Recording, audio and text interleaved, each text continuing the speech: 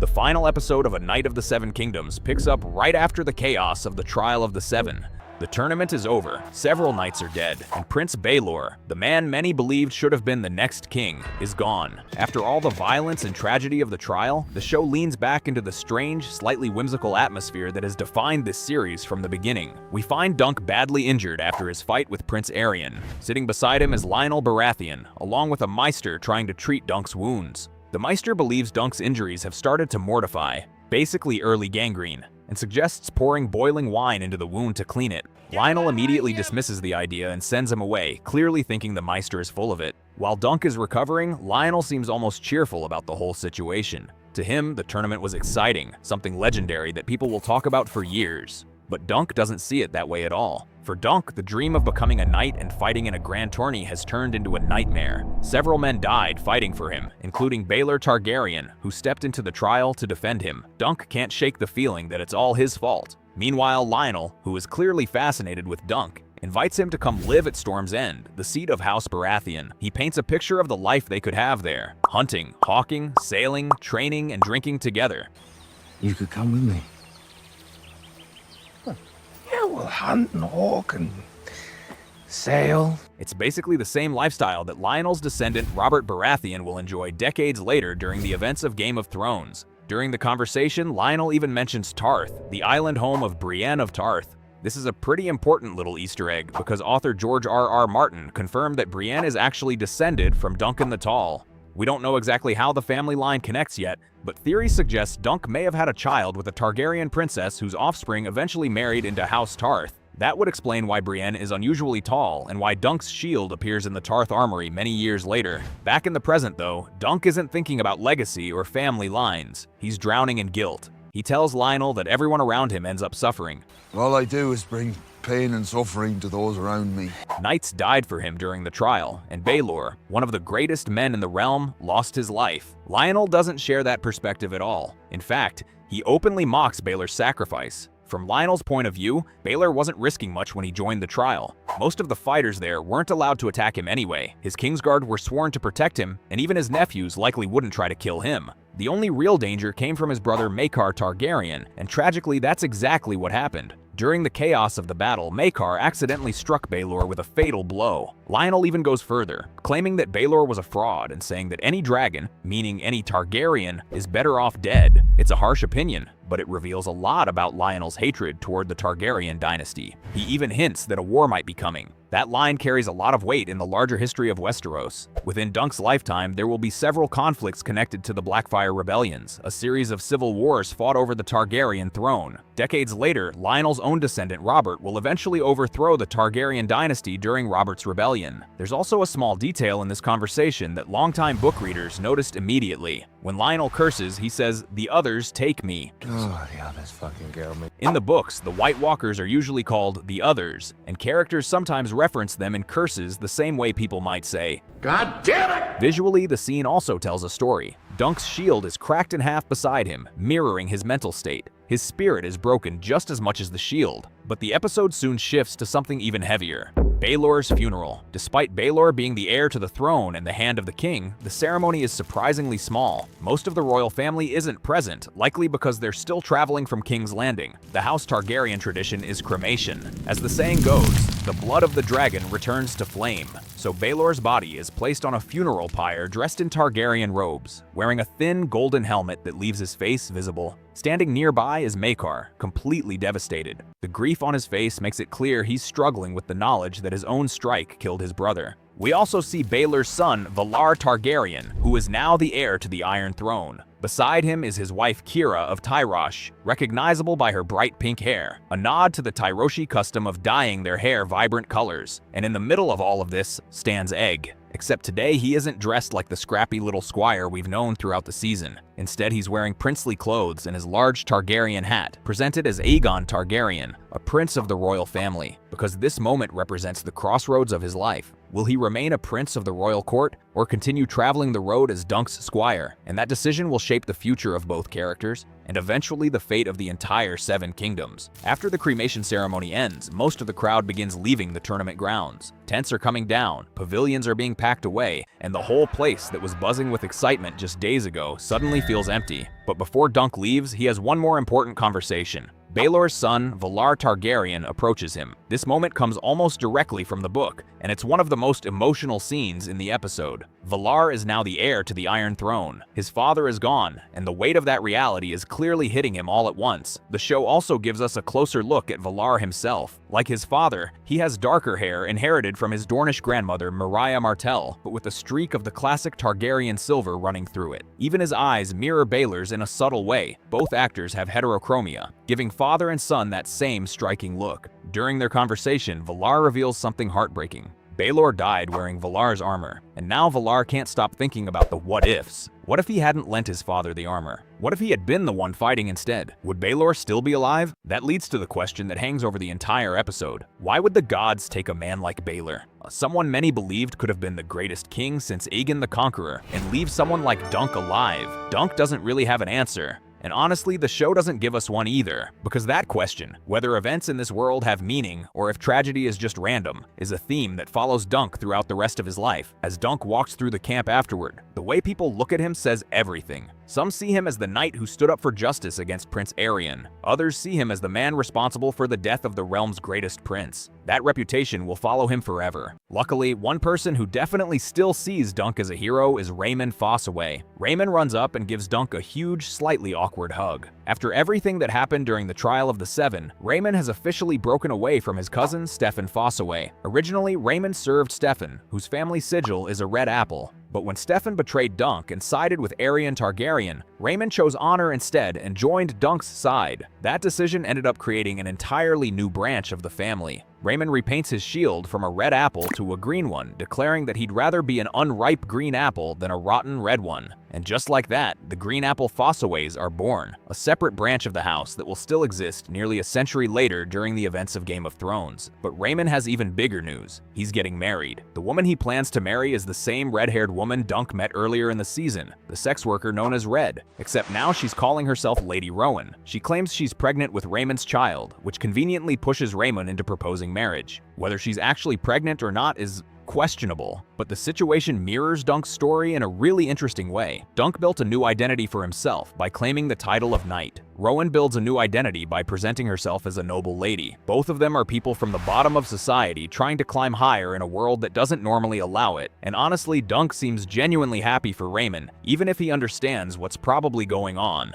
After that moment, Dunk finally meets with Maekar Targaryen. Maekar is sitting quietly reading a book, something his brother Baelor was known for doing. It's a subtle detail that shows how deeply Baelor's death has affected him, because even though Maekar is usually harsh and cold, it's obvious he's grieving, and more than anything else, he's carrying the guilt of what happened. Maekar tells Dunk directly that Baelor's death was an accident. During this conversation, Maekar also accepts that people will forever whisper about Baelor's death. Even though it was clearly an accident, many in the realm will assume he killed his brother deliberately. During the chaos of the battle, he struck his brother without realizing it. In the world of Westeros, killing a member of your own family is considered one of the worst crimes imaginable, kinslaying. There's even a saying, no man is as cursed as the kinslayer. Whether the strike was truly accidental or not, Maekar will carry that guilt for the rest of his life. Their conversation also touches on the bigger philosophical question again. Did the gods intend this? Or maybe there are no gods guiding anything at all. Maybe none of it had any meaning. Maekar then reveals what he plans to do with his son, Aerion Targaryen. Aerion is being sent away to the Free Cities across the Narrow Sea in the hope that distance will calm his violent behavior. In the books, he's specifically sent to Lys, a beautiful island city famous for pleasure houses and slavery, which honestly doesn't seem like the best place to reform someone like Aerion, but it's the only solution Maekar can come up with. Finally, Maekar makes Dunk an offer. He asks Dunk to come serve him at Summerhall, a Targaryen palace built in the Stormlands as a symbol of peace with Dorne. For Dunk, it's another chance to rise in the world, but accepting the offer would also mean entering deeper into the politics of the royal family, the same world that just got Baelor killed. And that decision will ultimately determine what happens next.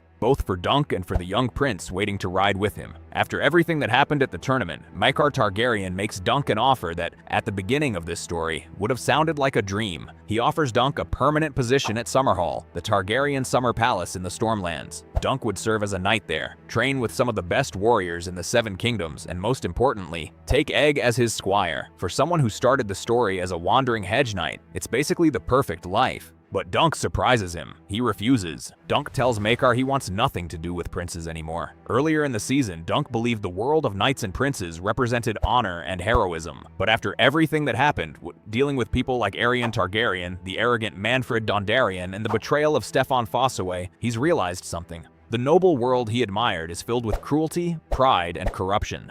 And the simple life he learned from Ser Arlan of Pennytree suddenly feels more honest. Then the episode shifts to one of the most emotional moments of the finale. Dunk has to tell Aegon Targaryen that he can't take him on as a squire. Egg had secretly been listening nearby, hoping Dunk would accept his father's offer. Instead, he hears Dunk say no. Egg is furious and heartbroken. From his perspective, Dunk is abandoning him. The knight he admired and trusted suddenly feels like someone completely different. It creates a painful distance between them. But what Egg doesn't understand is why Dunk said no. Dunk truly believes everyone around him gets hurt. Baelor died fighting for him. Other knights died beside him. If Egg continues traveling with him, Dunk thinks the boy could end up suffering the same fate, so he pushes him away to protect him. That leads into a powerful flashback with Ser Arlan of Pennytree, Dunk's old mentor. The scene takes place shortly before Arlan's death, when the two of them were traveling together. Arlan tells Dunk the story of his home village, Pennytree. In the village square, there's a massive oak tree where young men heading off to war nail a penny to the trunk. If they survive and return home, they remove their coin. But the tree is covered in hundreds of pennies. Most of those boys never came back. The story hits Dunk hard because Arlan's own nephew was one of those lost soldiers. It's a reminder of how dangerous the life of a knight really is. Then Dunk asks the question he's probably been wondering for years. Why didn't Arlan ever knight him? Why did you never knight me?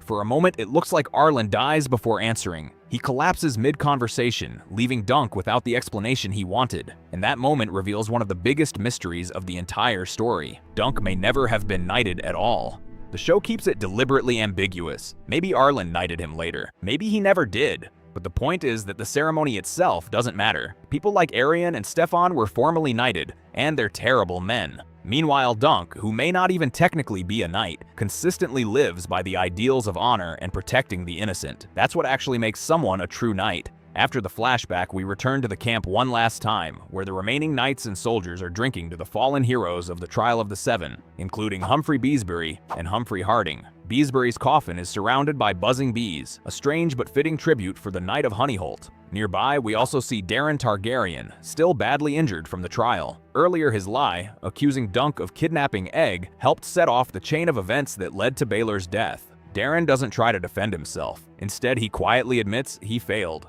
But he also says something important about Aerion. According to Daeron, Aerion wasn't always cruel. When they were children, he was kind, curious, and loved simple things like fishing. Daeron believes the toxic environment of the royal court helped turn him into the monster he became, which leads to his final request. He asks Dunk to take Egg as his squire after all, because maybe the only way for Egg to grow into a good man is to spend time far away from the royal family, living the hard, humble life of a hedge knight.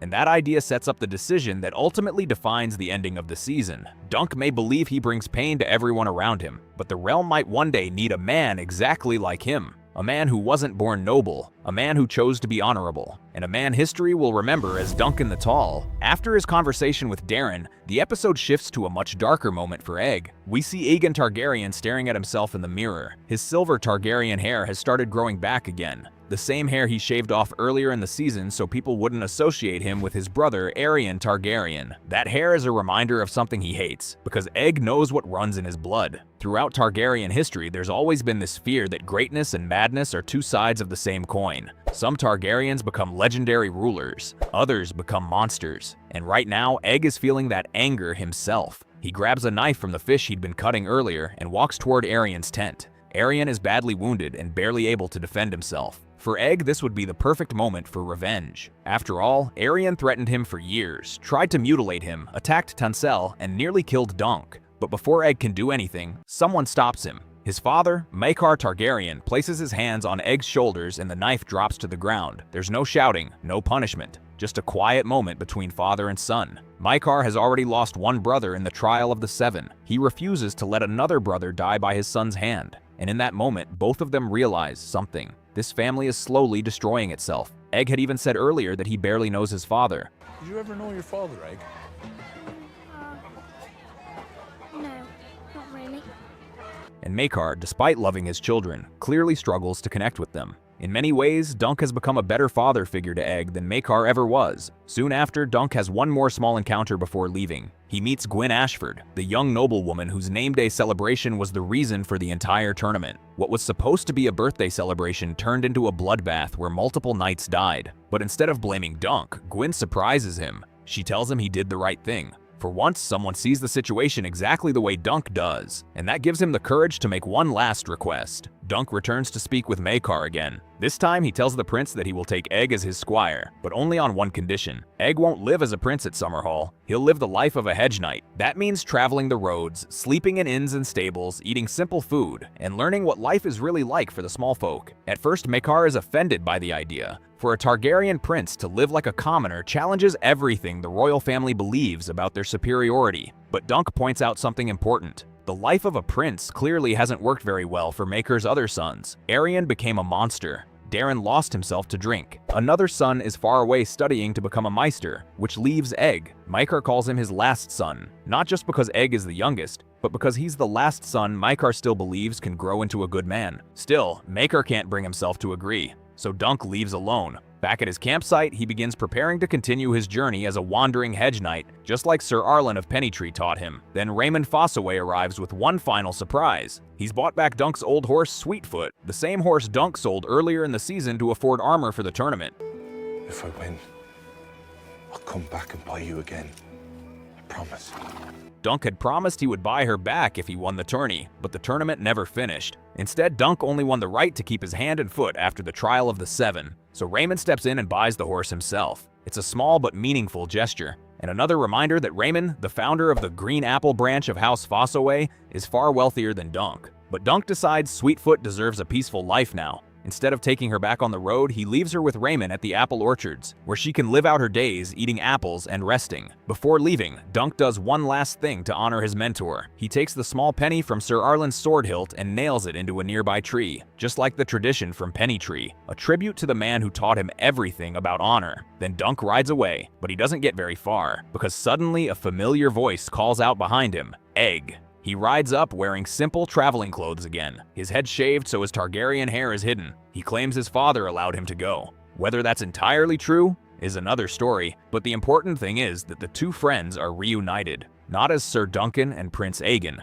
just Dunk and Egg. As they ride off together, Dunk says they can travel anywhere in the Seven Kingdoms. Egg quickly corrects him. Technically there are 9. He lists them all: the North, the Vale, the Iron Islands, the Riverlands, the Westerlands, the Reach, the Stormlands, Dorne, and the Crownlands. The realm is still called the Seven Kingdoms because that was the political name established during the conquest of Aegon the Conqueror. But geographically, Westeros has changed, just like Dunk himself. Because by the end of this story, we've learned something ironic. The title Knight of the Seven Kingdoms isn't entirely accurate. There aren't actually 7 kingdoms anymore. And technically, Dunk might not even be a knight, but titles and traditions don't define who someone truly is. Actions do. And as history will eventually remember, Duncan the Tall will become one of the greatest knights the realm has ever known. With everything behind them, Duncan the Tall and Aegon Targaryen finally ride off together again. But this time, things are different. Dunk immediately reminds Egg that if he's going to be his squire, he won't be treated like a prince. No royal privileges, no special treatment, just the hard life of a hedge knight and his squire on the road, sleeping in stables, eating whatever they can afford, working for minor lords and landed knights. And Egg accepts it, because this is the life he wanted all along. So the question becomes, where do they go next? Egg suggests heading south toward Dorne, crossing the Red Mountains. Dorne is a place that already connects to both of them in different ways. Egg's mother and grandmother were Dornish, and it's also where Tansel Too Tall was heading earlier in the season, which means Dunk might eventually reunite with her. As they ride away, the camera gives us one last quiet moment. Dunk looks back, and for a second we see Sir Arlen of Pennytree riding in another direction, almost like a memory or a ghost. Arlen's journey is over, but through Dunk, and now through Egg, his legacy continues. Because Arlen wasn't a perfect knight, but he taught Dunk the values that matter most: honor, kindness, protecting the innocent. And now Dunk will pass those same values on to Egg. That's what this entire story has really been about. Not titles, not bloodlines, choices. Throughout the season, we've seen people reshape themselves with lies, with ambition, and with the roles society gives them. But in the end, the only thing that truly defines someone is the choices they make. And Dunk chooses to believe in something better. That hopeful idealism is actually a huge part of George R.R. Martin's storytelling. His world is full of cruelty and tragedy. Dreams often fail. Good people die. But characters like Dunk represent the stubborn hope that things can still be better. The heroic fool who keeps trying to do the right thing even when the world punishes him for it. And that hope might matter more than anyone realizes. Because according to the history of Westeros, Egg will eventually grow up to become King Aegon V, one of the most beloved rulers in the realm's history. A king who cared deeply about the small folk. And that perspective comes directly from the life he's about to live traveling the roads with Dunk. But the finale hides one last twist. Egg told Dunk that his father allowed him to leave. That wasn't exactly true.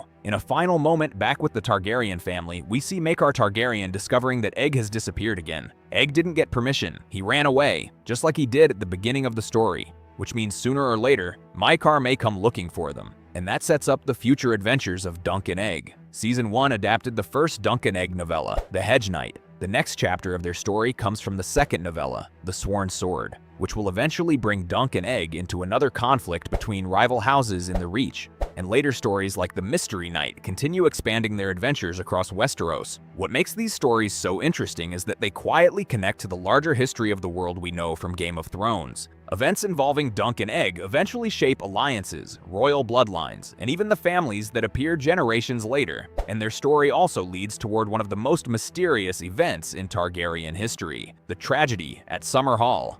Years later, Egg becomes obsessed with bringing dragons back into the world. That obsession eventually leads to a catastrophic fire that destroys Summerhall and kills many members of the royal family.